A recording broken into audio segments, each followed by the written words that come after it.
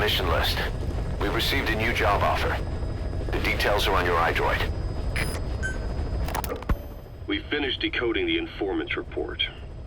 That floating kid we've run into a few times now. Looks like he was a test subject in clinical experiments. The Soviets called him the Third Boy. The Third Boy was brought to a lab on the outskirts of Moscow from Czechoslovakia, after which he was due to be sent to a research center in Leningrad, then Siberia, and finally an academic town in Novosibirsk. It doesn't appear that the researchers witnessed the talents we've seen from him, but nevertheless he was quite the popular subject. His latent cognitive abilities suddenly awoke en route to Moscow. According to the report, the Third Boy was easily influenced by other individuals' biofields. Evil thoughts, in particular. They affected his mind like a virus. Extreme anger or resentment, motives for revenge, in other words. Now, during the transport flight to Moscow, the boy was exposed to a powerful mental energy field coming from a certain individual. Ever since, being conscious of his powers, he's become a sort of energy generator. What's unique about him is the way his acute telepathic abilities get taken over by another person's will.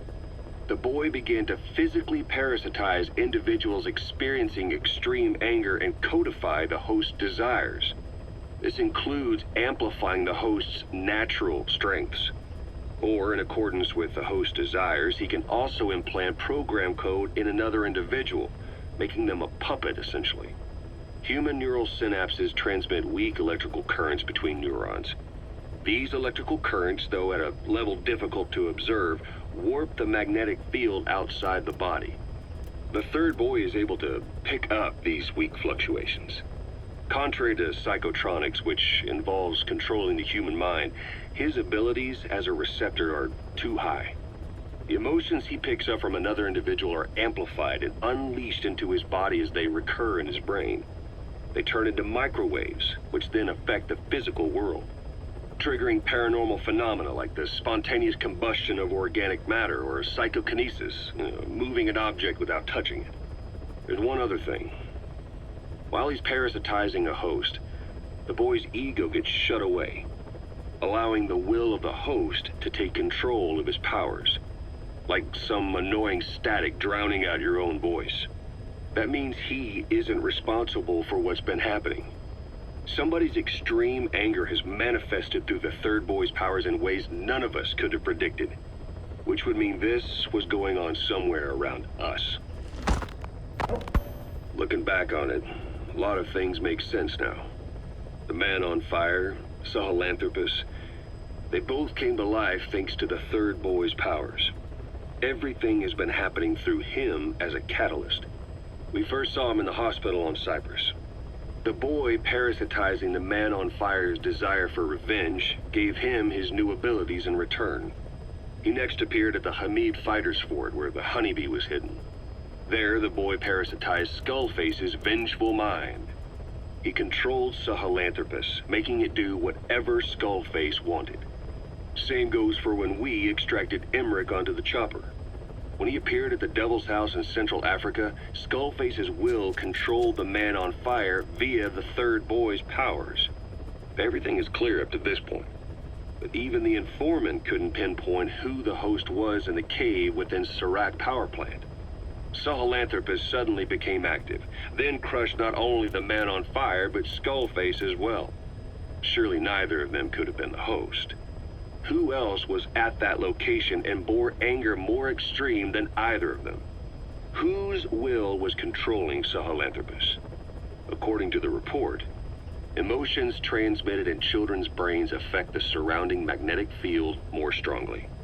Cerebral nerves are covered with insulation called myelin sheaths to increase impulse speed. The reason for this leakage has to do with the fact that children's myelin sheaths are still developing. So, how many children do you remember being there? Children with a burning desire for revenge and bearing a grudge against you.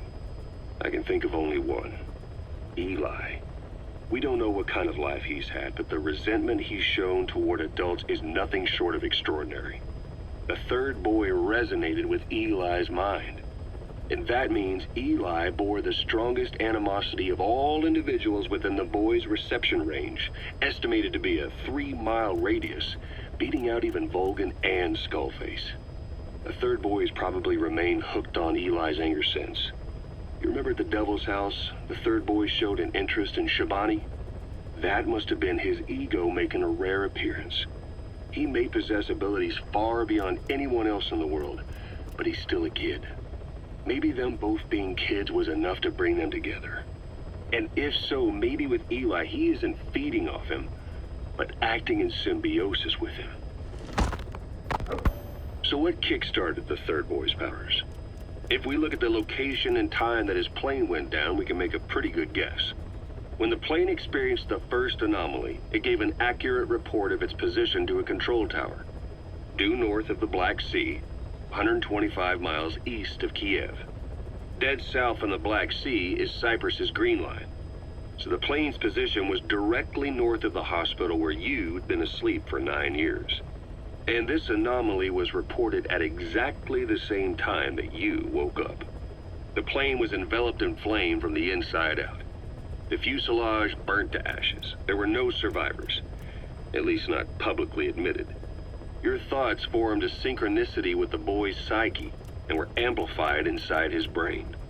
That would have been more than enough to trigger his abilities. Your rage was like a big bang in his head, blowing the lid off his powers. The boy was then secretly moved to the lab outside of Moscow where Volgin was comatose. There, Volgin's thoughts resonated with the boy and he was awakened. Volgin became the man on fire, hell-bent on getting revenge on you. His instincts led him straight to you.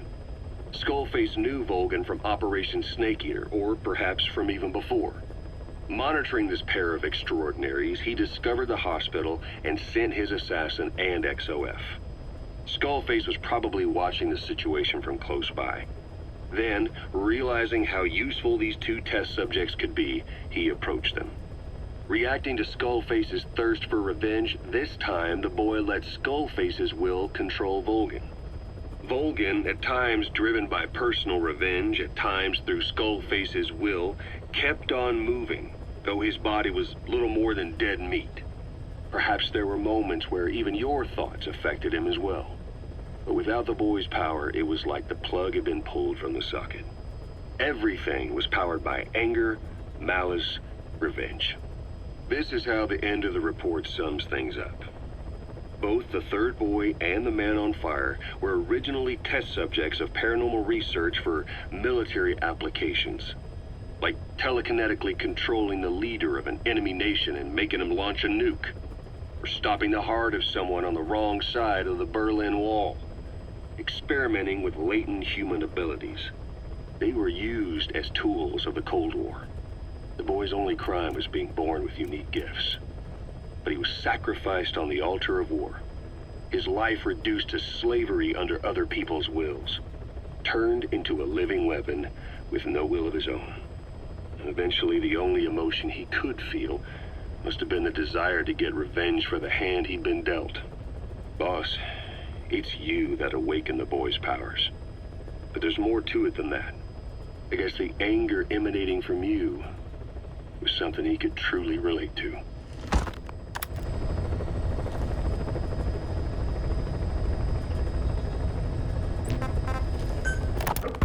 Feeling hungry, old timer? Old timer. I do not get hungry, no. But you have a new hamburger? You guessed it. And this time we used lamb. Lamb. You're not a lamb kind of guy? A hamburger is made of beef. Who ever heard of a hamburger without beef? Yeah, but we gotta stay fresh, stand out from our competition. You're what? Just give it a try. If you say so.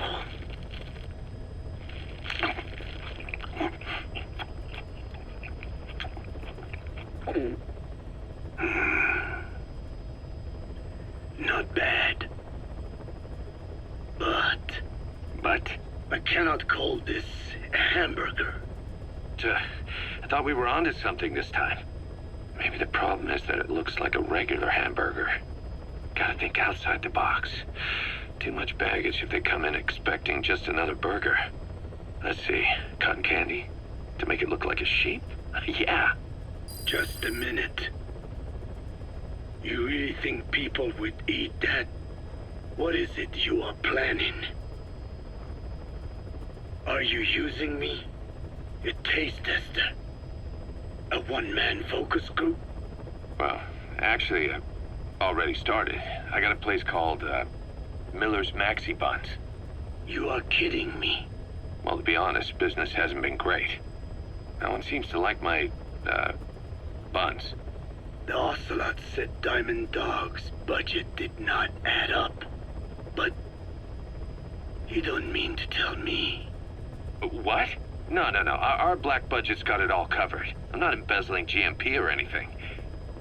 Still, let's not say anything to Snake, okay? Very well. However, Kazuhira, it takes more than premium ingredients and a clever recipe to satisfy the palate. Okay, so what do we do? The palate seeks one thing: chemical additives. Chemical additives. There is nothing mysterious or spiritual about good flavor. The tongue simply identifies specific amino acids, which the brain then recognizes as appealing. Therefore, all that is needed is to chemically isolate those amino acids and incorporate them into your products. To be clear, I speak of flavor. The rest is irrelevant. That seems a little extreme. Do not forget that I am a scientist after all. And using science for the benefit of others is a joy. In seeking coexistence with nature's blessings, not everything can remain in its natural form. When we fall ill, we must be treated. Otherwise, that very nature could cost us our lives. Agriculture is one of nature's many blessings. But through that process, we damage the surrounding vegetation. Yeah. Whether it's a massive farm or a tiny field, we always leave our mark on the land. The same is true of parasites. And for food preparation. If tapeworms in the raw meat of another animal enter the human body, they roam around trying to find their usual habitat. Sometimes even eating away at the brain in their confusion. So in looking through a scientific point of view, you see the necessity for processing food. Yes, it is also sometimes necessary to eliminate certain parasites, or selectively use or even modify others. Alternatively, we could say that if a man is part of nature, the work he does is also part of it. What is important is the balance. Yeah, you're right. Thanks, old-timer. You really opened my eyes. I fooled myself into thinking people today wanted high-quality, all-natural goods. But my favorite burgers were never about that. What they want is something like the first burger I had in America when I went to meet my dad. A Frankenburger loaded with additives. That's the America I knew and loved. I'll be back in a jiffy, old-timer. My next burger's gonna knock your socks off. Kazuhira, wait. What is important is how we balance the... quick for a one-legged man. Frankenburger. What kind of a dive did your old man take you to?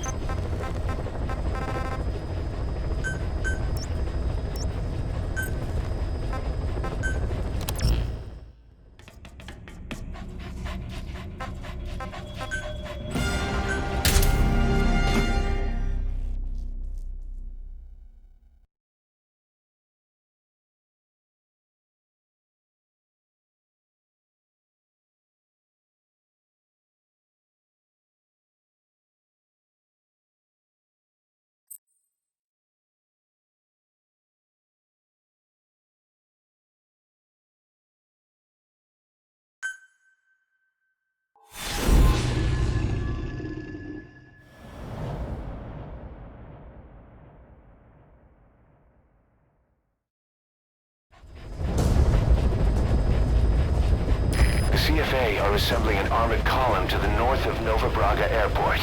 Your job is to wipe them out. Listen to the tape for the contract details. Just be aware that the column's commander served with 5 Commando and later made a name for himself in South Africa's 32 Battalion. He's a hardened veteran, so don't take him lightly. Boss, I have a report from the intel team. The targets are now on the move. I've sent their predicted route to your iDroid. Check your map.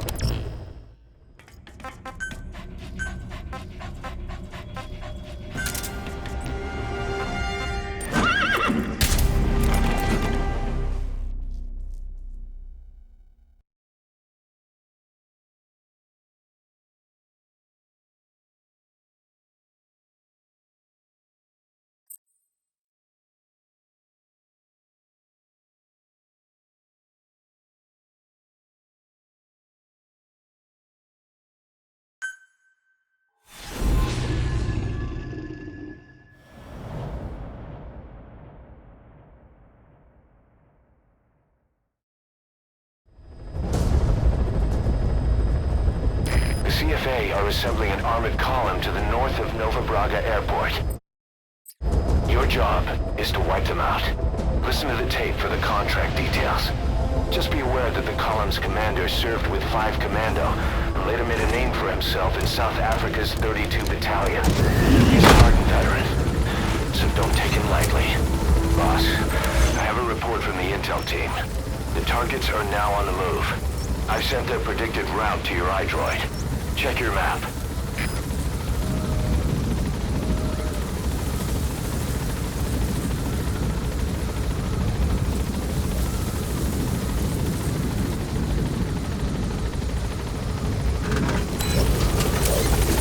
Be careful down there, boss.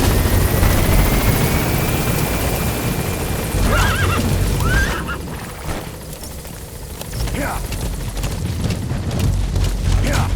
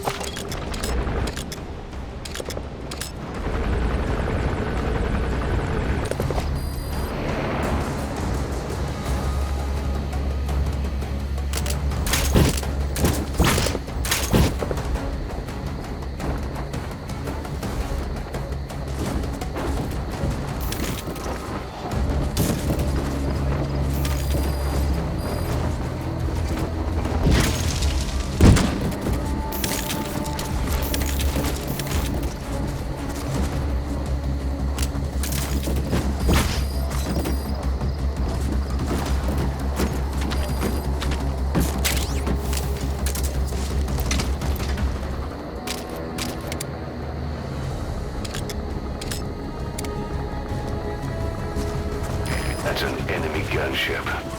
Don't try to take down a gunship from the front.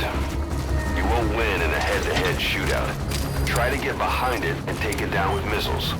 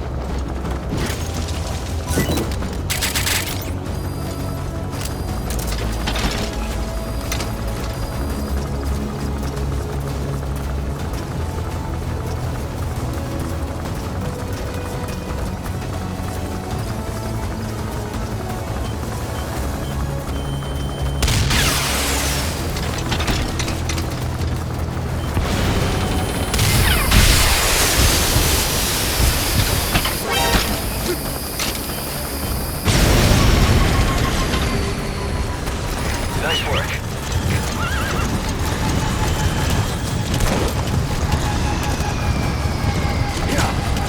Good. You completed the objective. Now get out of there. We can't let them follow you. Throw off the enemies on your tail first.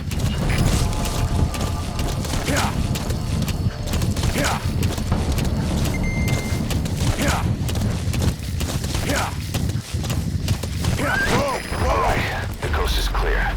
Mission complete.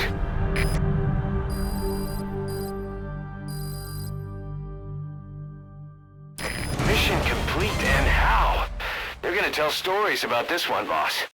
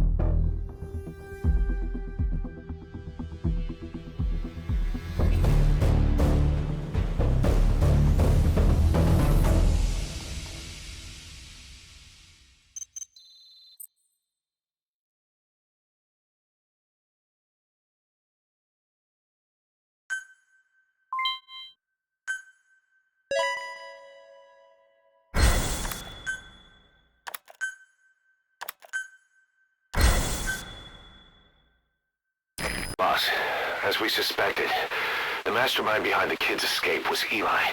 It's hard to believe, but apparently he'd been plotting an armed uprising against us. He could be hiding something else too. Ocelot's gonna press him for answers.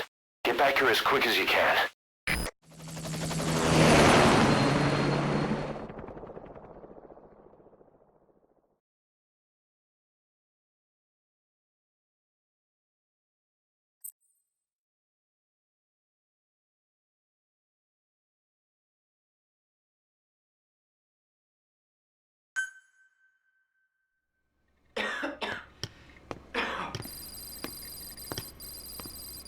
Where is he?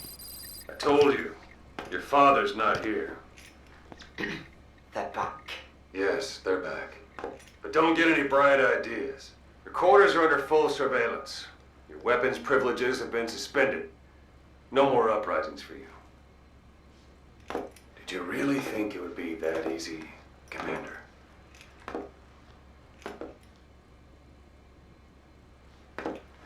You'll get your boys back. Hell, even see the boss, too. But first, I need to know what you sent them to do. They wanted to leave. To their homelands. They wanted to go home. That's all. So they were just homesick, then? Not quite. Militia warlords, PFs, the armies that murdered their families. Cousins, brothers, parents. They all had someone they wanted to kill.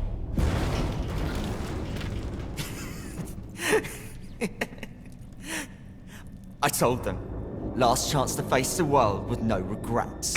Last chance. You better be ready for your drag back here. Ready to face the world as enemies.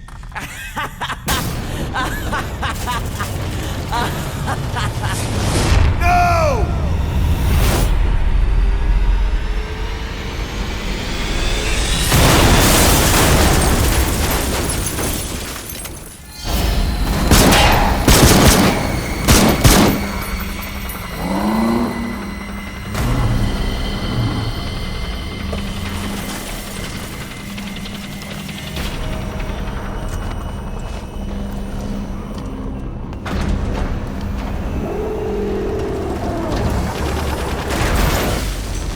Not like you!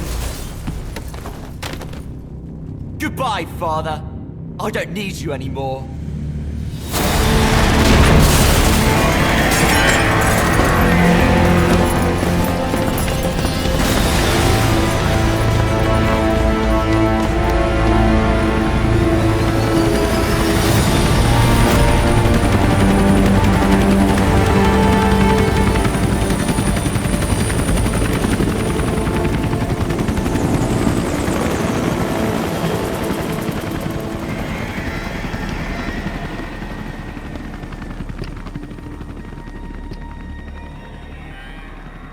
Was Ralph really an accident?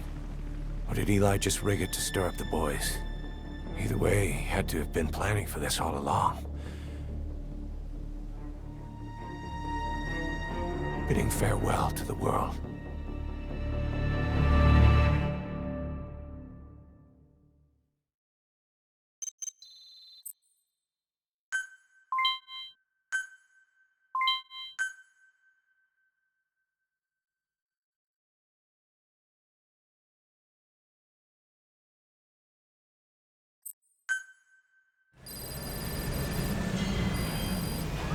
Boss, we're looking for the kids in Soholandovus, but there's still no sign of them. We don't know if the chopper pilot is alive either. What have we gone and put in the hands of those kids? We don't know how bad this is until we find them. Also, regarding our concerns about Eli, I finished looking into whether or not he's a product of that project. I have an answer. I put it on tape. Give it a listen.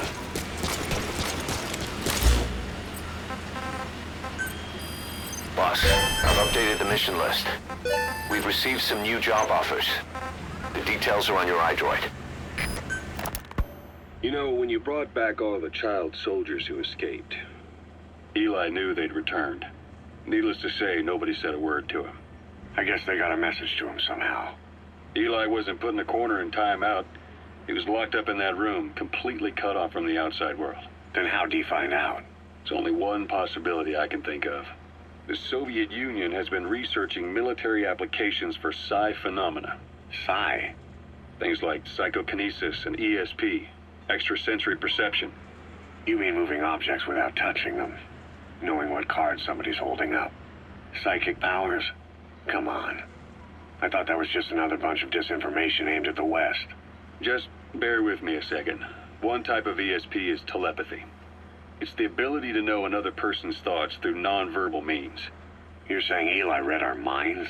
It's the only idea that doesn't involve someone getting to him. Ocelot.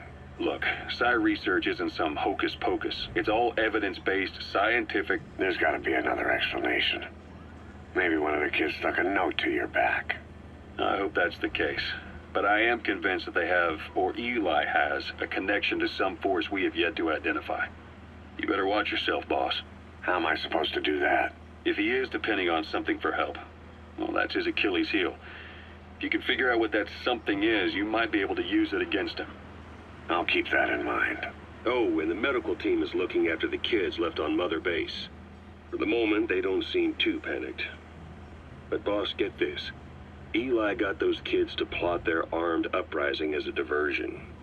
Also, he could steal Sahelanthropus and escape. That brat got us good. Set us up and knocked us down. And then there's that mystery kid who was with Eli. With those two working together, I'd say things won't be over for a long time yet. Boss, welcome back. Rise and shine, old-timer. It is complete. I had our best and brightest working overtime, fine-tuning the greatest burger the world has ever known. I call it the Chemical Burger. What on earth is that color? Now, don't judge a burger by its color. Go on, try it. I am not very hungry. What? Oh, I get it.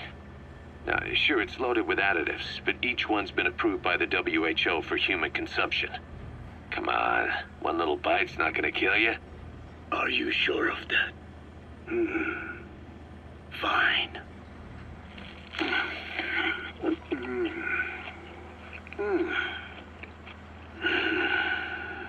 Well, what do you think? It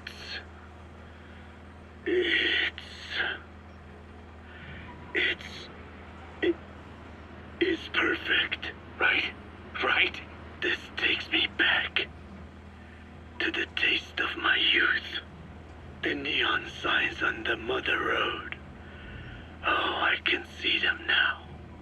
So, what do you think of our signs now? And it doesn't just taste great.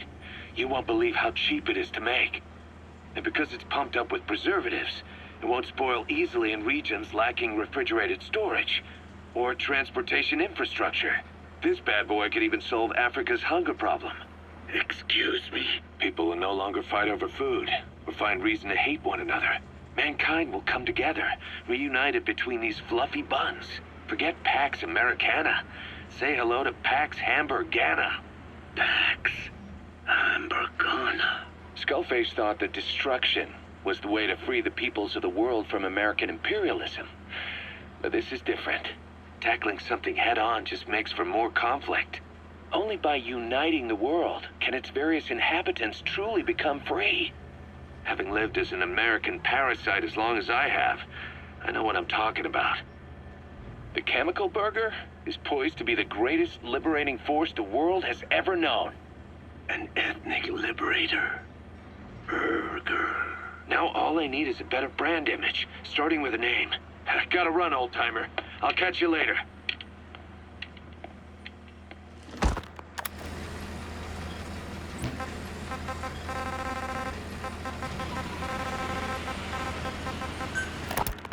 Boss, we've got the results of Eli's genetic tests. We can finally put this worry behind us. We used the PCR technique and conducted DNA fingerprinting of the copied DNA sequences. Neither is mainstream science yet, but the concepts and procedures are sound. Both tests say there is 0% chance that the two of you are blood relatives, meaning the results are negative. He's not your son, nor is he your clone. He's just another person. It was 12 years ago that Zero made plans to clone you. Eli's age and appearance certainly are a good fit. I admit the first time I saw him I did a double take, but it looks like we were worried for nothing. Eli isn't your clone, though you might still have one somewhere out there. But if Eli isn't the boss's clone, why does he seem so obsessed with him? Not to mention having one hell of an attitude for his age. I don't know. Learning the truth about himself, cursing the fact he's a clone, bearing a grudge against selfish adults, and coming to hate who he was cloned from. Big boss. If that were really the case, I could understand it. I might even feel a bit sorry for him. But no clone could have a totally different DNA fingerprint. And the test left no room for error. You yourself were there when we drew Eli's blood sample. Come to think of it, when we went to OKB-0, he'd snuck onto a chopper and was there. Yeah. He was acting strange even then. Or actually from a little before that time. That was exactly when we began these tests. Maybe he suspected something when we drew the sample, not knowing what we were doing to him, and becoming mistrustful of us. Hard to say. Eli's had an attitude problem from day one. So what is he then? Well, if he's gonna tell us that himself, we'll need to get him to open up more first.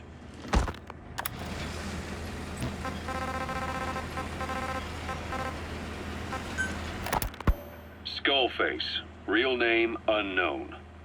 Born in Hungary, more specifically northern Transylvania, after it reverted to Hungary from Romania. While he was young, the country allied with Germany as part of the Axis powers, but later during the war, it came under Soviet occupation. The Hungarians struggled for independence, but the Soviets came down.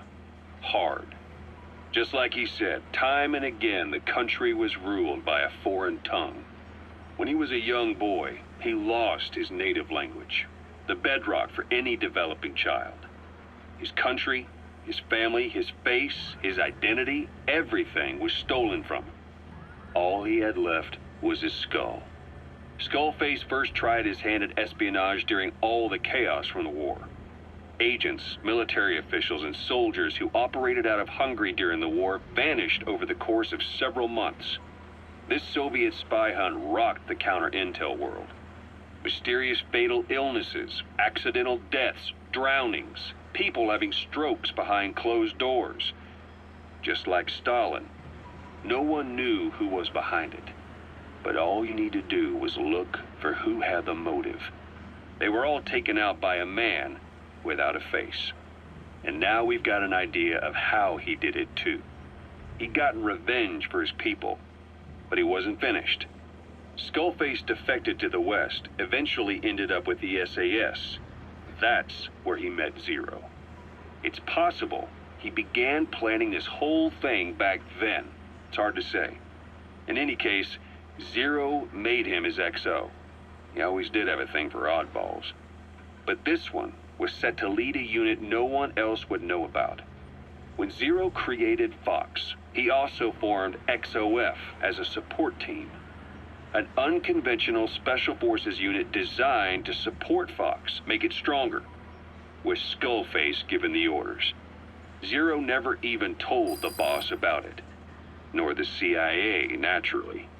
If Fox was Zero's silver bullet, XOF was the recoil when he pulled the trigger. Just like Newton's third law. While you were with Fox, Skullface was operating behind the scenes. Sometimes as your backup, sometimes as a mole or a scout, sometimes as your cleanup crew. Fox's tail, making sure the mission succeeded and that you survived. We only have his word to go on, but Skullface's goal was revenge against those who'd use language to subjugate people. Those corrupting a people's identity by forcing a new tongue on them. Those using the power of language to control information. Naturally, that set his sights on Zero. To Zero, English was simply the most convenient code. But to Skullface, English was a parasite. And by eradicating it, he'd stop the world from being eaten away. If that didn't work, he was ready to see the world scorched by nuclear fire. To save language, culture, and race from annihilation, he was willing to overstep the hands of the Doomsday Clock. That is, of course, if you believe anything he had to say.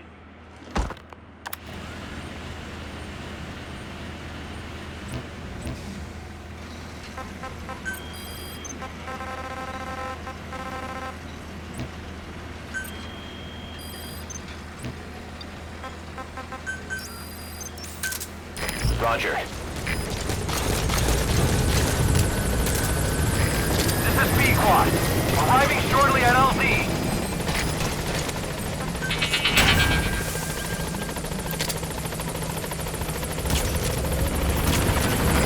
This is B-Quad.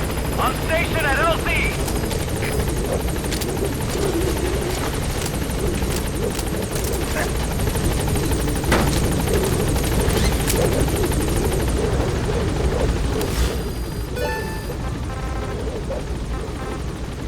Gaining altitude.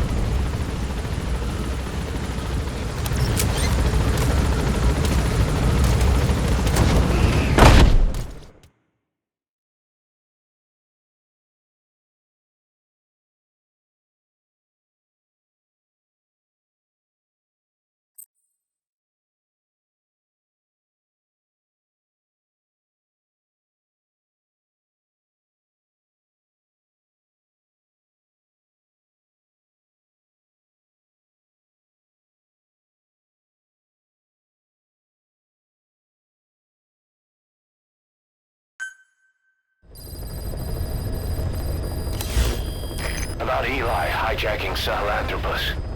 We know how he got it moving. It was Emmerich. He used the kids in the staff living quarters to carry out his repairs. We got the details on tape. You're gonna want to hear this. What was your goal in having the children repair Sahelanthropus? I just answered their questions. I had no idea they would actually try to fix it. I mean, can you imagine a child piloting it? Oh, sure, easily. It wouldn't work. I bet it's just like riding a bike. I said it didn't work. Who did you try? I didn't. Did you put your son in it? We never did that. His name was, Hal, wasn't it? I thought you said you never saw his face. But you made him pilot Sahelanthropus. You used him in your experiments. He wanted to get in. It was such a short time we had. So he was with you. We were happy. You're still happy now. Changing your lies to suit the listener and getting by slipping through the cracks. Building layer upon layer of convenient stories until nothing means anything to you anymore. You're happy all the time because you don't even notice you're doing it. Think hard. Who are you really? You're not a victim, and you're not the silent majority. You're a perpetrator and a petty hypocrite. The real world doesn't make you suffer. It's the other way around.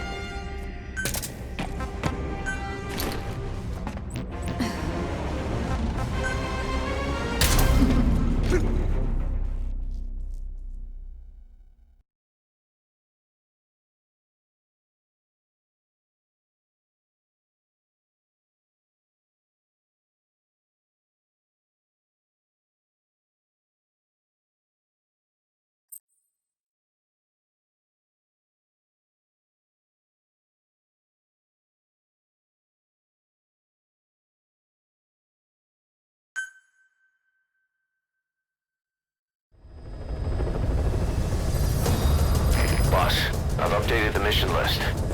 We've received some new job offers. The details are on your iDroid.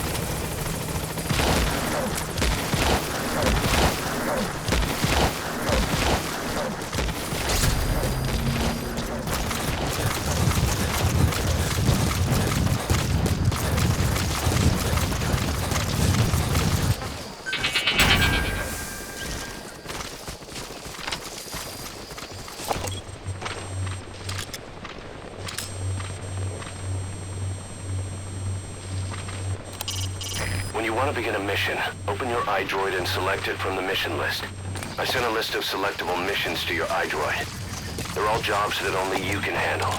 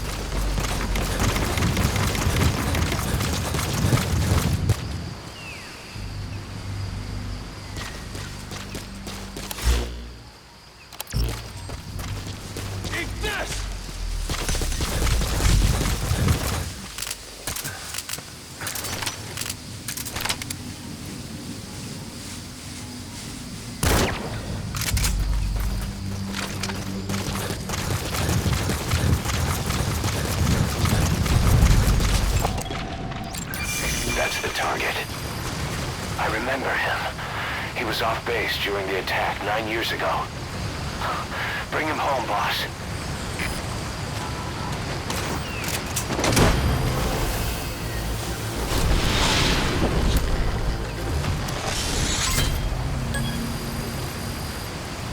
He's coming too. Roger that.